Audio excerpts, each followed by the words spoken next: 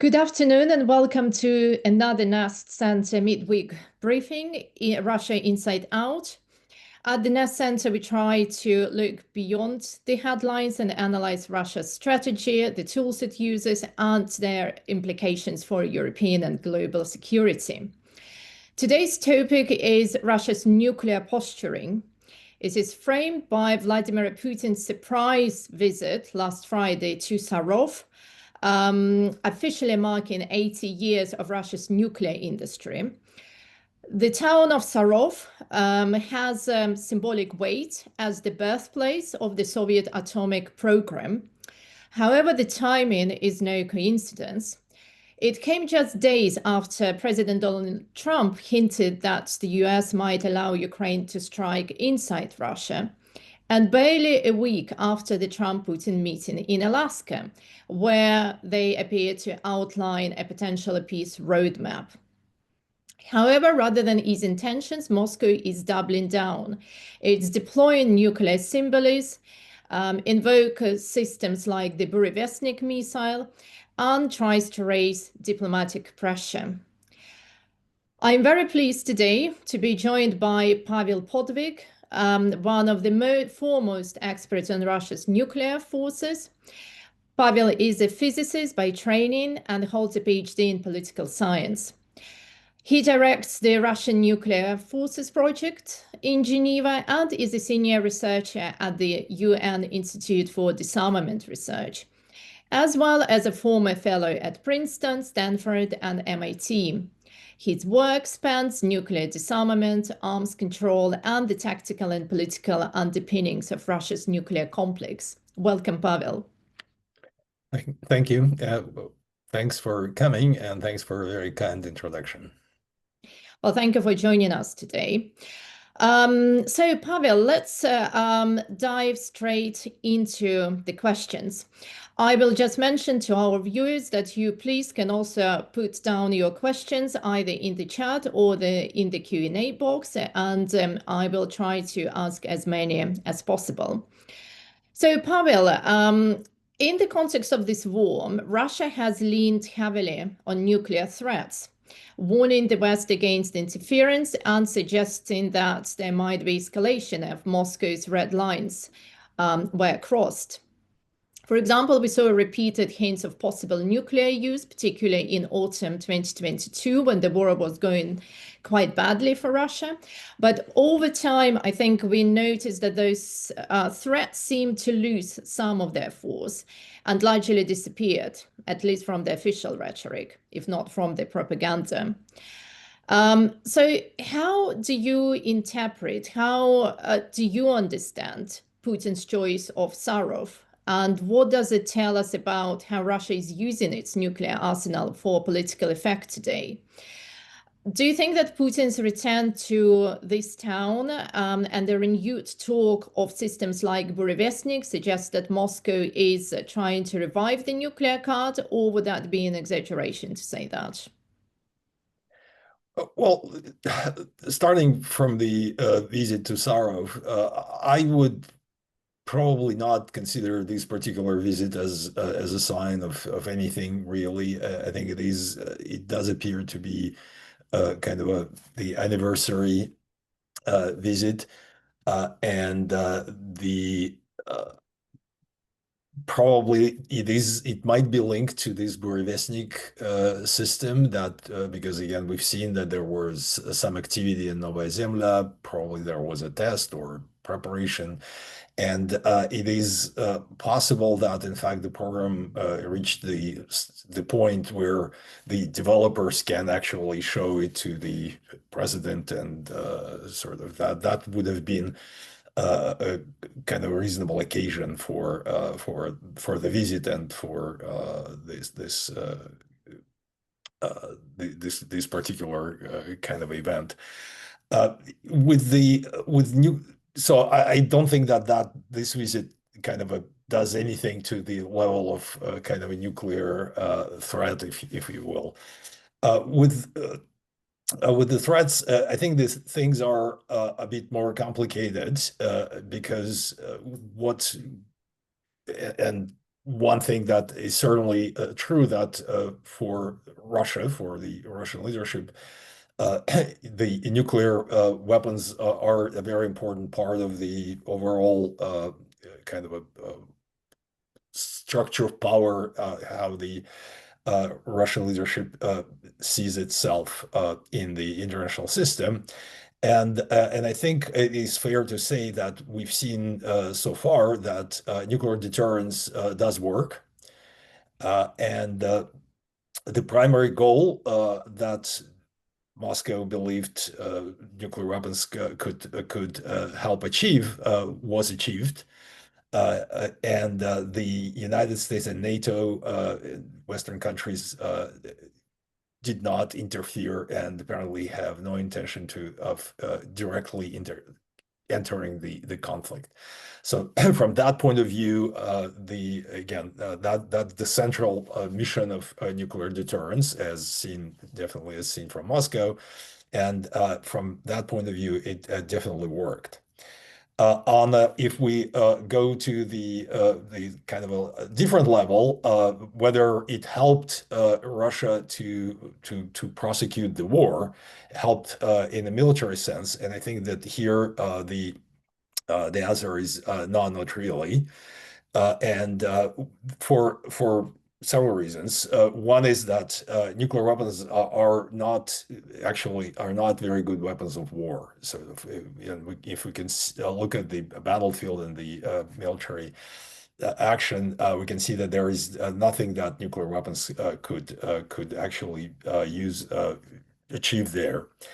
And of course, it's clear that Moscow would like to see the presence of nuclear weapons, the deterrence, the way it kept the West from direct involvement in the conflict. Moscow would like to see the West limiting the support of Ukraine.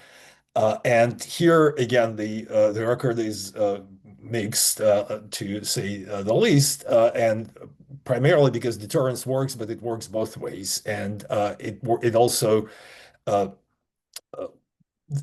mechanism of this is that each side understands that if it gets to the point of direct confrontation, then it could launch the process of escalation, which none of them actually believe they could control. And if you don't control nuclear escalation, it could end up pretty badly for everybody involved. So it works on both sides. And again, both sides, we can see that they exercise caution in this particular regard. So from that point of view, you could say that nuclear weapons haven't been very helpful as a weapon of war. And we can also, more importantly, I think, if we could step back and to actually see that nuclear weapons actually did Russia a huge disservice, in that it is fair to say that Russia would have been much better off from any point of view, political, economical, the social, had it not started this war. And in that sense, we can see that the fact that Russia has nuclear weapons actually actively undermined the security of the country and of the society. So as I usually say, we can see that deterrence works. It just doesn't do anybody any good, and that's definitely true for Russia. Yes, well, thank you, Pavel, for that. I think you gave a very good example of how Moscow used this nuclear deterrence or nuclear blackmail, I guess, whatever you want to call it. And it worked indeed at certain moments, particularly with Joe Biden. We know that Jake Sullivan later giving an interview to the Financial Times, I think it was in their podcast, he admitted that they'd have an influence on their decision to not to give certain weapons deliveries to Ukraine. So nuclear messaging does work at a certain moment, but I think, as you've also described, it probably loses some credibility after time. It certainly does not help to prosecute war, and as we have seen again during this conflict, that the Kremlin, Putin in particular, used nuclear rhetoric, and then after a few times, these threats have diminished because they were not acted upon. Would you agree with this assessment? Do you think that there is a point after which nuclear rhetoric, nuclear deterrence for Moscow loses its credibility, and or not? And would you say also that it is still a useful tool for Moscow to put pressure, for example, now on Donald Trump? And would it work with him? We knew that Joe Biden came from the era when nuclear deterrence was an important factor in the politics between the United States and the Soviet Union. But we all talk about the unpredictability of President Trump. So do you think going to this closed town of Sarov, where there is this biggest nuclear facility, Russian nuclear facility, nuclear weapons, let's say research facility, after Trump hinted that he would help, might allow Ukraine to strike Russia, would that actually have any effect on Donald Trump? Could it have an opposite effect on him rather than making him to step back? What's your view?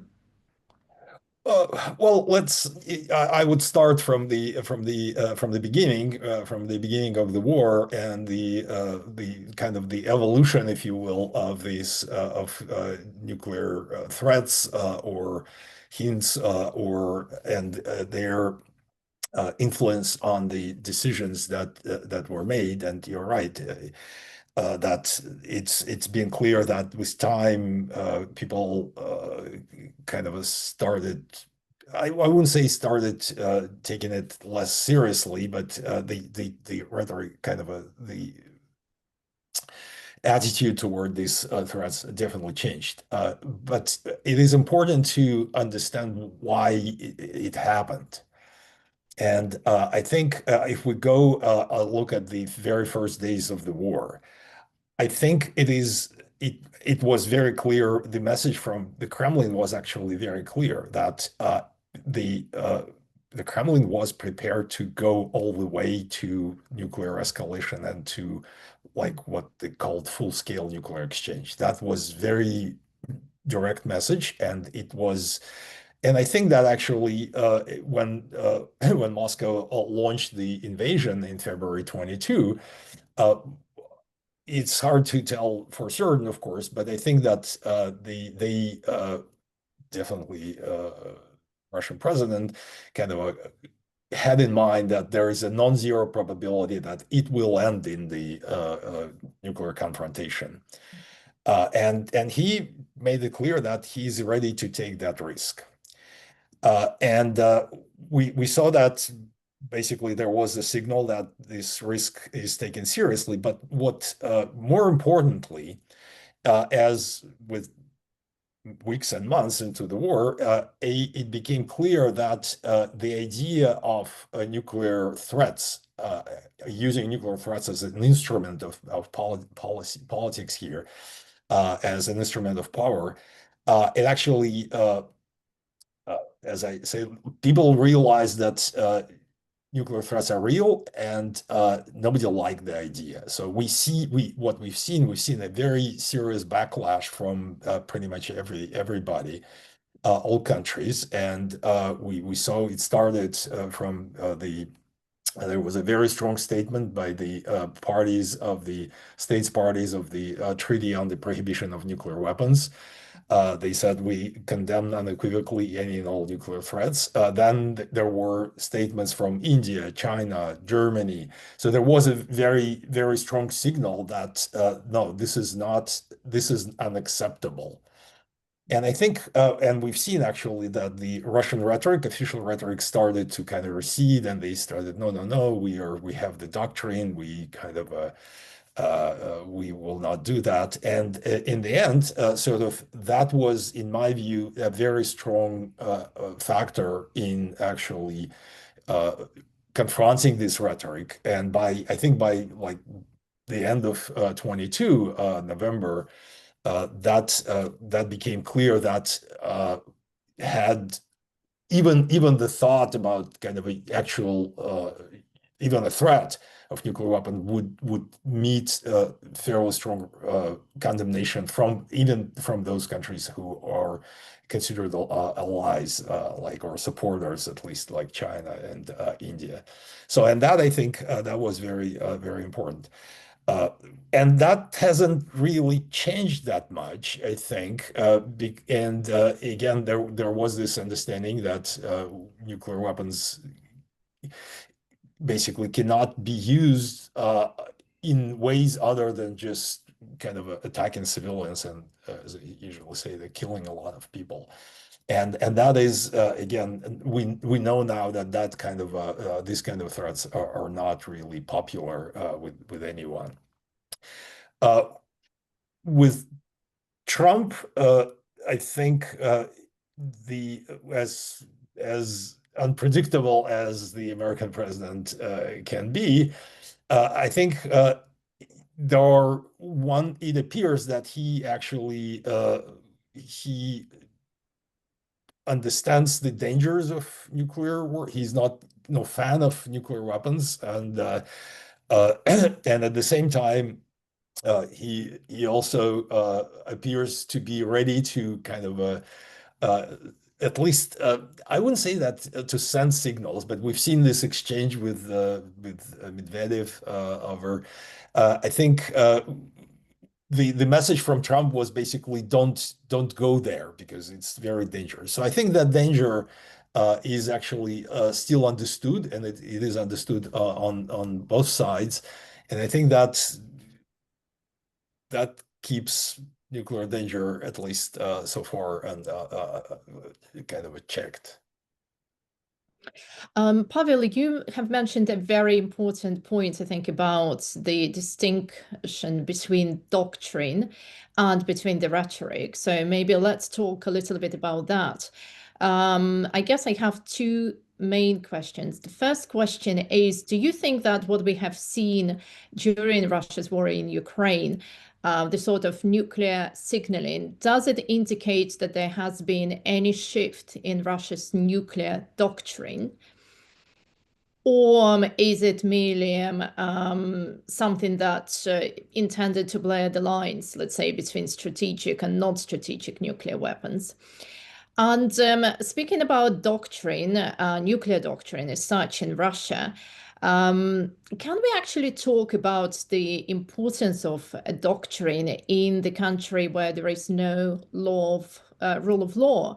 Because many Russianists, I guess, would point out to say that, well, it does not matter what the doctrine tells us because, Russia does not follow the law, and the Kremlin can do whatever they like.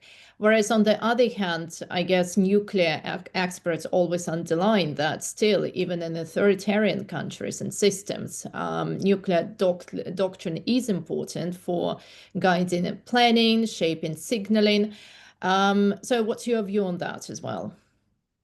Well, I think let me start with the kind of a strategic, non-strategic, and doctrine. I mean, fundamentally, I think the Russian doctrine, the Soviet doctrine, fundamentally the idea there, and it remains the key, the center is to uh, rely on nuclear weapons as a rely on their capability to retaliate in the case of an attack against the state, sort of, and that is still at the center.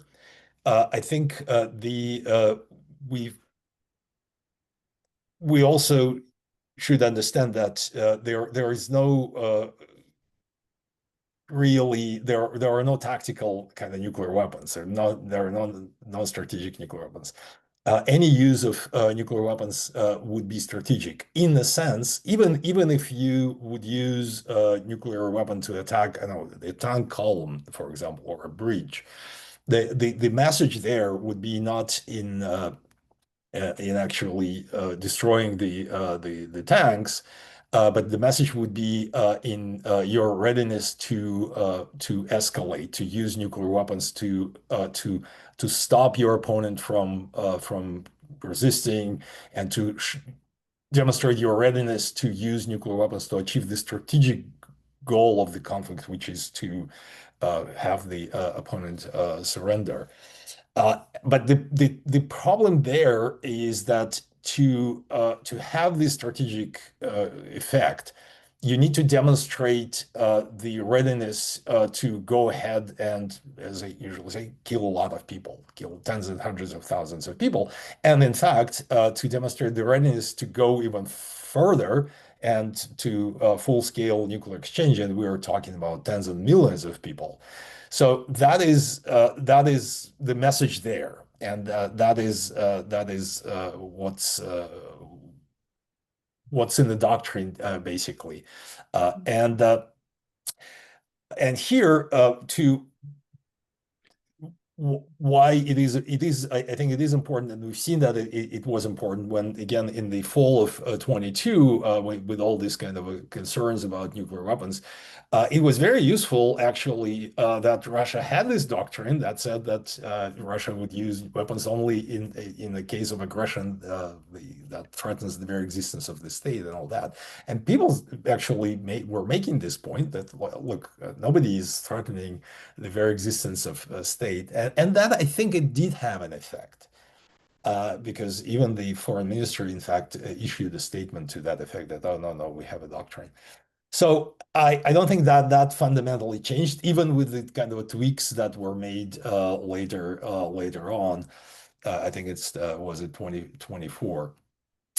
And also, if we go back to this kind of idea of nuclear weapons being an instrument that shows your resolve to escalate and to go all the way up, or again to kill a lot of people, then I think this issue of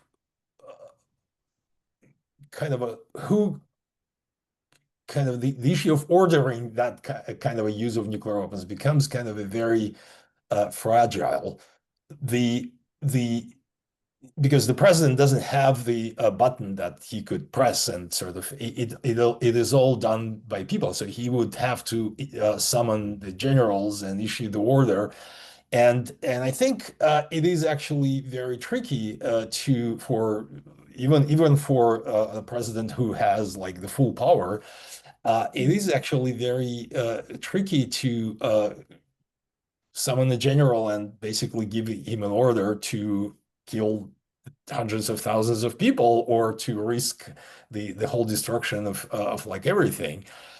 And I think that there is a good chance that unless the country is really under attack, and unless there is like really like nuclear explosions on the Russian territory, I don't think that any president would be in confidence that his order will be followed.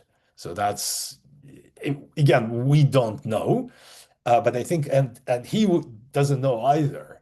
And I think that creates this kind of a environment in which, and again, back just to emphasize the point, this normative framework is important because it does create, because everybody reads the doctrine, the generals read the doctrine too, and they also form their kind of idea of nuclear weapons based on that understanding. And it's, yeah, luckily we've never been in a kind of situation to test how it works, but I think, and it's the same in the United States, when during the first Trump administration, they had like hearings in the Congress, and where they were concerned, what if, and in the United States, the authority is very direct. The president can actually order, and nobody could stop him. But the military were like, well, we can only execute lawful orders, but who knows which order is lawful? I mean, they were very evasive, and it was clear that also there are checks there as well. Well, thank you for explaining this, Pavel. I think there is a lot of ambiguity both in public perception and, I guess, in the practicality of it, because, as you rightly said, well, thankfully, it has never been tested.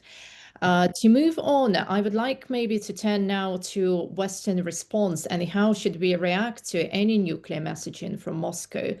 Well, first of all, Pavel, how would you assess that the Western governments have handled Russia's nuclear rhetoric? Was it effective or not so effective?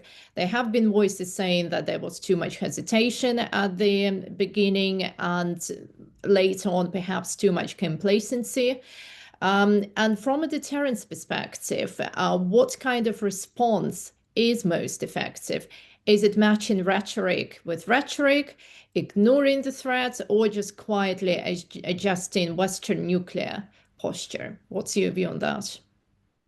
Well, I think I mean, that wasn't a kind of a ad hoc reaction. I mean, everybody was kind of thinking as, and nobody knew exactly where the kind of guardrails are. So I think that overall, the response was reasonably reasonable, sort of, and there were a lot of people who were kind of advocating a stronger response and all that, and we've seen people saying like, oh, the West should again attack Russia and sort of, and there were people saying that oh, the nuclear kind of the West has nuclear weapons too, but that's the thing that it's if people believe that Western nuclear weapons deter Russia, then the Russian nuclear weapons deter the West. So it's not it works both ways, and I think in terms of kind of a and again, in my view, in fact, a nuclear rhetoric on the Western part was actually not very helpful because if you imagine for the moment that there are we know that nuclear weapons cannot be used in this war in Ukraine or around this war in Ukraine. In that case, the capacity to the ability of the West to help Ukraine would have been much stronger because that there wouldn't be this kind of a fear of nuclear escalation. And I think to some extent, the best strategy would have been to delegitimize nuclear weapons completely, make it impossible, make certain that nobody in the Kremlin could even think about using nuclear weapons in this war. And if that, to some extent, it was kind of a successful, but on the other hand, uh, there are nuclear weapons in the United States and they're deployed in Europe, uh, they are there. And I think that and the West, the best strategy would have been to make sure that nuclear weapons are off the table entirely. But a lot of people believe that no, the American nuclear weapons have a useful role to play here too. And I think that was well partly why we are where we are.